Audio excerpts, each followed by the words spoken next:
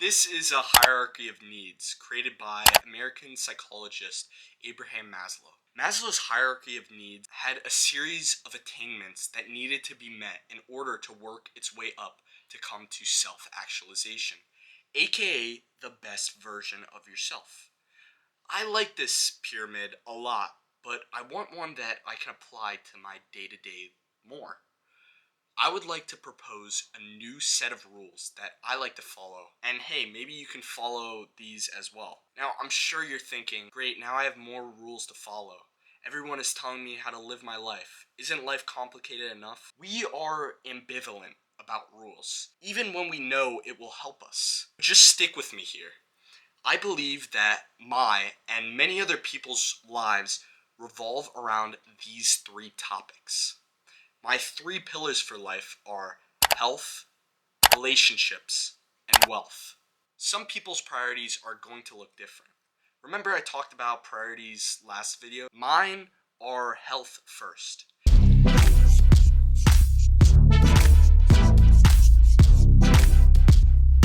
Health, which consists of sleep, diet, overall well-being, mental, physical, and spiritual health. I'm sure you have heard of the mind-body connection. Well, what exactly is that? It's a two-way relationship where the mind influences the body and the body influences the mind. What we do with our physical bodies, our sleep, our diet, even our posture can influence our mental state, negatively or positively. According to a study from the National Library of Medicine, an unhealthy diet was associated with a higher risk of depression through a reduction in the serum levels of vitamins B9 and B12. Diet can affect how you look, how you act, and how you feel.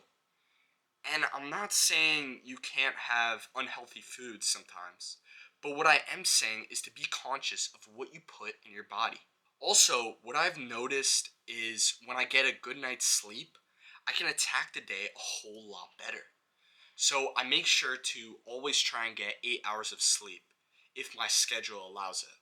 Then relationships.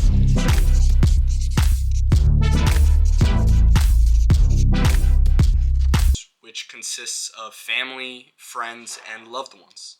People you care about and hang out with.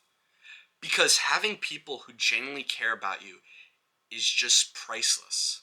That loyalty and compassion cannot be bought. I talked about this in the environment video about how your environment impacts everything. So if you have a lot of like-minded individuals and like-minded people around you, then they will just help you to grow and nurture you. Finally, wealth.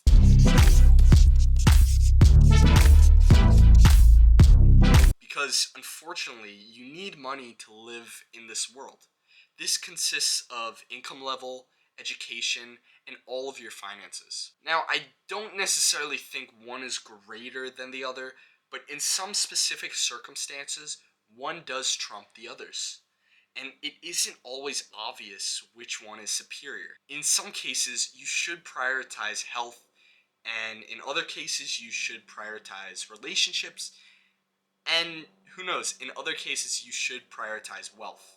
It all comes down to judgment calls, just weighing the options between the other. But I do believe that if you are going to prioritize one, prioritize it to the max and stick with it 100%. I'll give you an example of being in a relationship with a loved one. When you spend time with your loved one, rather than thinking about other things going on in your life, be in the present, be in the moment. I guess it all comes down to what your purpose and your priorities are. Your mission is your priority. When you are going to act on something, act on it 100%. If you are spending time with loved ones, give it your absolute attention. If you are spending time making money, give it your absolute attention. And if you are sculpting your body, then give it your absolute attention. This also relates to hanging out with people. People will be more fulfilled with 30 minutes of undivided attention than a few hours of weak and divided attention. If you do any job or task in a principled way with diligence, energy, patience, and free of distractions, your life will be so much easier. But that is just so hard to do for so many people. It kind of sounds impossible. This might seem like an opulent and inconceivable way of living, but it's not impossible. I think the biggest thing that people should cut out of their lives is multitasking. Multitasking will make your choices skewed and indirect. Rather than working on separate tasks in unison, focus on one thing at a time. And when you start that thing, finish it to the best of your ability. Otherwise, it will be lingering in your life and taking space in the back of your mind. When you have a clear headspace, it is easier to go through life. Ask yourself, what are your priorities?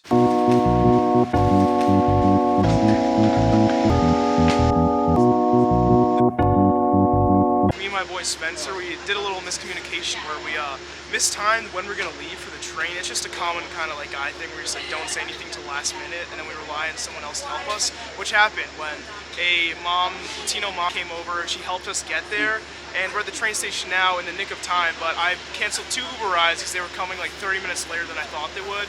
But we made it now.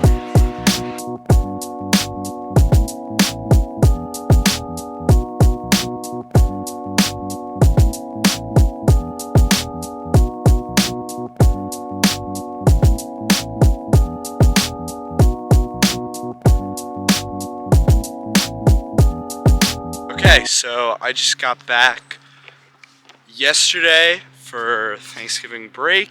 I'm excited to be here, and I'm gonna say something a bit weird at first that I don't think a lot of people say, but I'm taking my own advice. And what that means is, I was preaching about if you're gonna do something, do it 100%. And I think I'm doing that right now at home. When I rest, I do it 100%. I'm not doing anything else besides resting.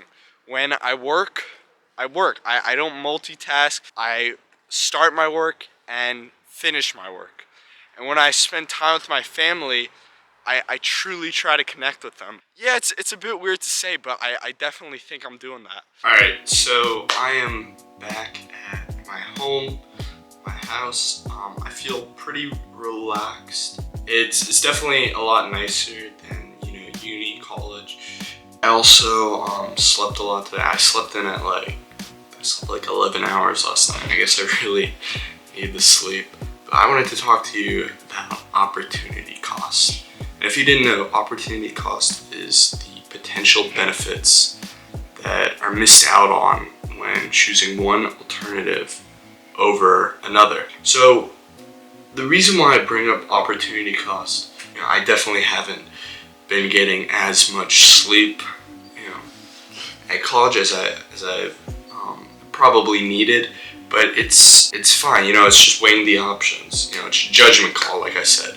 When I spend time with my family here, I'm definitely prioritizing spending time with my family because I don't have the opportunity to do that, and it's nice, but in the back of my head, because I guess this like grind culture.